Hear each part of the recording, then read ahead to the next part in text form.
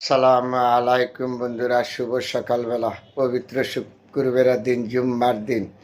আল্লাহ পাক রব্বিল আলামিন যেন আপনাকে আমাকে সারাটা দিন সুন্দরভাবে নেয়। আজকে যেন আমরা নামাজ পড়তে পারি, সবাই যেন নামাজে যাব। আল্লাহ যারা মা হারিয়েছে, বাবা হারিয়েছে, ভাই হারিয়েছেন, আত্মীয় স্বজন হারিয়েছেন, সবার জন্য দোয়া করব। সবার কবরের আযাবটা যেন আল্লাহ পাক বাল্লা মুসিবত দূর করে, সবার দুশ্চিন্তা দূর করে। আল্লাহর কাছে দোয়া করবো। আজকে পবিত্র শুক্রবারের দিন আমরা নামাজ পড়া আমার আত্মীয় স্বজন, বন্ধু বান্ধব যা যেখানে আছে, দুঃখে সুখে সবার জন্য দোয়া করিব। যারা কবরবাসী আছে সবার জন্য দোয়া করিব।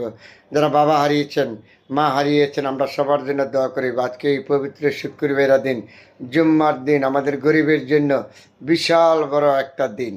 নামাজ আমাদের প্রতিদিন, নামাজ না পড়লে আমাদের কেন শোনা, মুসলমান হিসেবে আমাদের নামাজ পড়তে হবে, নামাজ ছাড়া কোনো উপায় নাই।